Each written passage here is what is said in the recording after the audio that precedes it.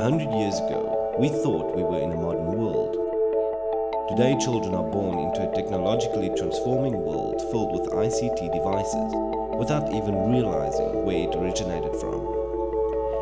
If we look back at where we came from since the 1910s, where probably they made some of the greatest inventions we still base most of our current designs upon.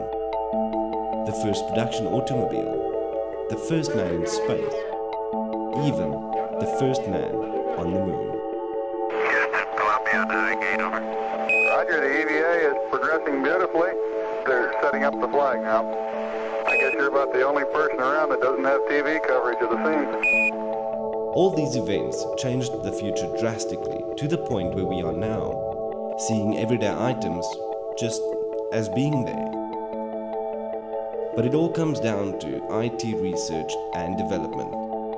We have evolved into a world that is IT driven, and it plays a definite role in at least 90% of all the people on Earth. The other 10% is probably left behind due to remoteness and challenges in the countries they live in. South Africa, and particularly in the Northern Cape, also fell victim to this. The Northern Cape Provincial Government has implemented a unique project to further development of the province's ICT infrastructure. In this feature, we will focus on the Northern Cape wing of Inspire. The vast and arid Northern Cape is by far the largest province, taking up nearly a third of South Africa's land area. Yet it has the country's smallest population, around 1 million people, with an extremely roomy population density of 3 people per square kilometre. More or less 68% of the population speak Afrikaans, with other languages being Setswana, isiXhosa and English. The Orange River forms the border with the country of Namibia in the north, while the Limpopo River is at the border with Botswana to the northeast. The cold Atlantic Ocean forms the western boundary, and the capital of this region is Kimberley. The Northern Cape Provincial Government, with support from the Government of Finland, set out a programmatic approach to accelerating development under the umbrella of the information society and knowledge-based economy. Inspire started approximately in 2004. Myself and Bashir started to negotiate with the Finnish government, and from 2005 we actually as a province adopted ICTs for development. The Northern Cape recognized that ICTs were lacking in their provincial growth and development strategy, and they approached the Finnish government to actually help them understand how they could use ICTs to accelerate development. This initiated a process under the cooperation agreement between South Africa and the government of Finland, whereby Inspire came about. Our involvement at the moment is that of funding. As they mentioned it, we are funding the program as the Ministry of Foreign Affairs of Finland. We are also providing some technical support. And co-funding was provided by the provincial government of the Northern Cape. The Information Society vision for the Northern Cape is to create a vibrant Northern Cape knowledge economy driven by innovative small to medium enterprises. A society built on a solid base of highly skilled citizens who have embraced smart, green living as a way of life. Ideally, we would like to see the Northern Cape as an intellectual province. Ultimately, of course, how do we transform society so that we can accelerate development and make people actually more efficient, more productive, more skilled at the end of the day? Through Inspire, several working groups were established to exchange ideas, promote better efficiency and coherent, coordinated actions to transform the Northern Cape into a functioning information-based knowledge economy. It's actually just a basis to accelerate growth in the society so that it can move towards some of these new emerging types of economies that include the knowledge-based economy and the inclusion of green economies. As broad as green economies are, it's all underpinned by really serious technology, thanks to ICTs that have come around. Through the work group, stakeholders have drawn up strategies and critical success factors to control the implementation of Inspire within the province.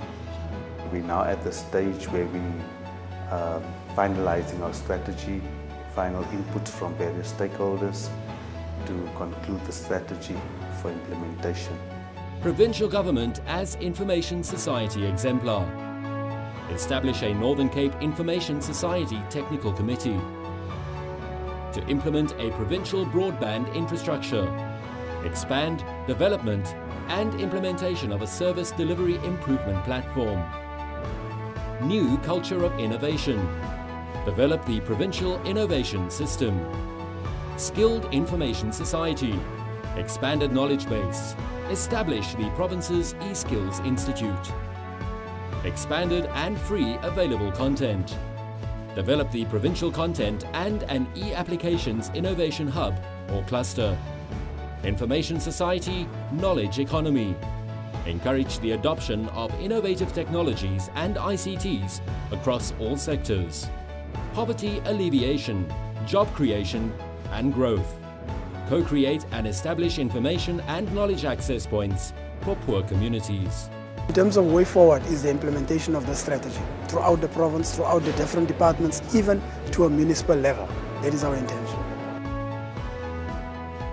Information and Communications Technology, commonly abbreviated as ICT, is often used as an extended synonym for information technology, or IT. The dynamic impact of ICTs on everyday life and existence was brought to global attention under the United Nations International Telecommunications Union hosting of the World Summit on Information Society, or WSIS, in Geneva in 2003 and Tunisia in 2005.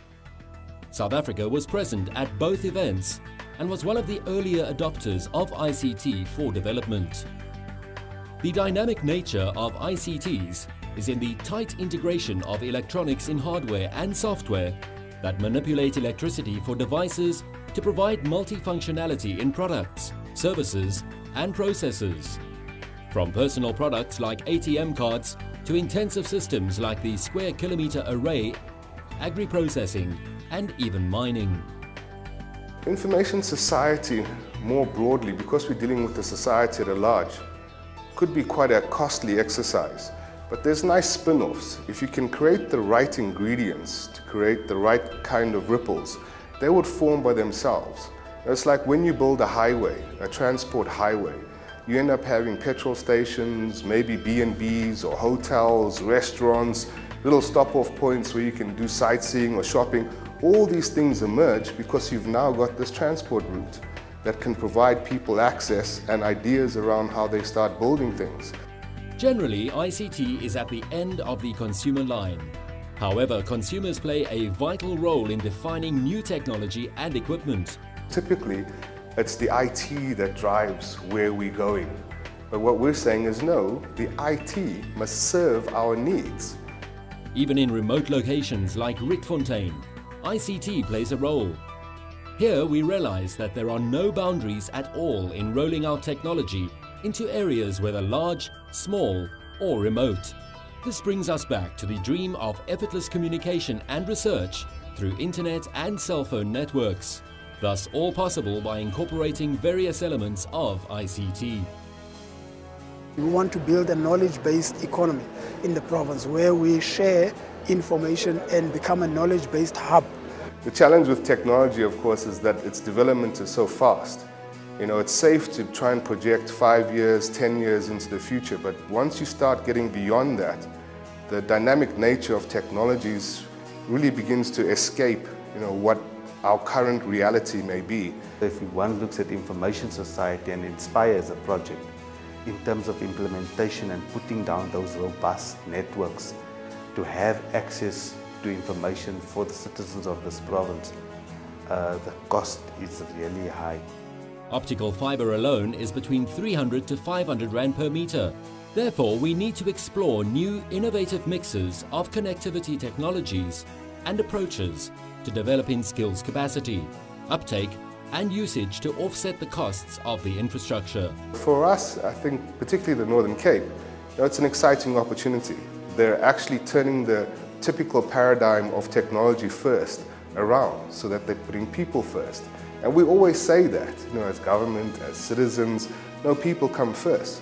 But in the workflow and the processes that we implement, we end up being coerced by the environment which typically tends to be then, well, these technologies are available, let's deploy them, but they may not necessarily be the right ones. So we've got to think more about what are those needs, understanding what the predicaments are on the ground, what the opportunities are, what the challenges are, and molding the technology to then support the efficiency in those spaces. The role of information society development is critical to both economic and social development in South Africa, as well as globally. I think it's a much needed program in terms of building capacity for all of us. We are learning as we're going, and for me that is exciting.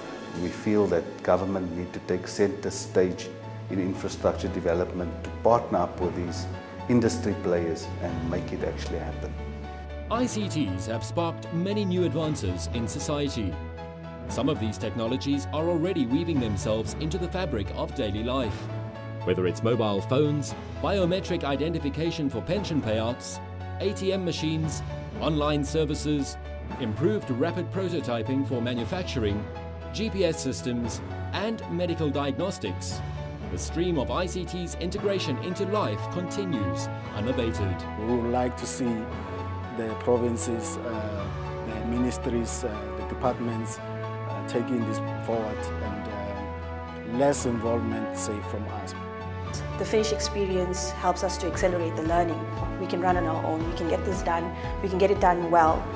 We have the vision, we have a lot of the momentum, and again, we have the competency to do this. The proximate opportunities of SKA, solar parks, agri-processing as well as mineral beneficiation serves as a useful leverage point for ICT's uptake and usage.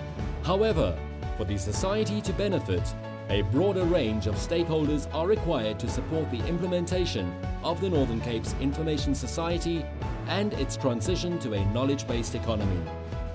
The Northern Cape Information Society strategy is a first step in the accelerated development and growth of the Northern Cape and presents a set of coherent strategies and actions to drive the province forward.